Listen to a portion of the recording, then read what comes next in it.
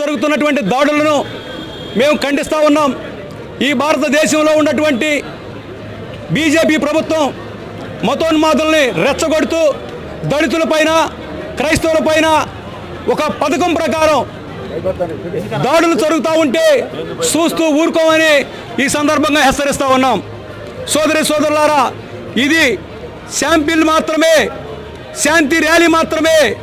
దళితులపైన క్రైస్తవులపైన దాడులు చేస్తూ ఉంటే మాత్రం కేంద్రంలో ఉన్నటువంటి నరేంద్ర మోడీ గారికి హెచ్చరిస్తూ ఉన్నాం. అయ్యా, క్రైస్తవులు సామరస్యానికి మారు పేరు, దళిత క్రైస్తవులు మౌనంగా ఉన్నారని మీరు కానీ భావిస్తే మాత్రం ఊరుకునేది లేదని కూడా ఈ సందర్భంగా నేను తెలియజేస్తా ఉన్నా.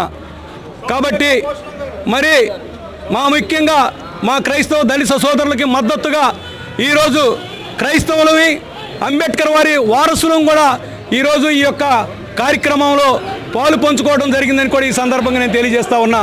కాబట్టి ఇకనైనా సరే కేంద్ర రాష్ట్ర ప్రభుత్వాలు కళ్ళు తెరిచి ప్రగడాల మరి వారి కుటుంబానికి న్యాయం జరిగే విధంగా మేము తెలియజేస్తా ఉన్నాం. అంతేకాదు మిత్రులారా, ఎక్కడైతే చనిపోయినటువంటి అక్కడ ప్రాంతం ఉందో అది మరి అక్కడ విచారణ జరిపించి శృతివనంగా ఏర్పాటు చేయాలని దళిత సంఘాలు డిమాండ్ చేస్తూ ఉన్నాం. ప్రగడాల శృతివనాన్ని ఏర్పాటు చేయాలని, అది కూడా ప్రభుత్వ ఖర్చులతోనే ప్రగడాల శృతివనాన్ని ఏర్పాటు చేయండి.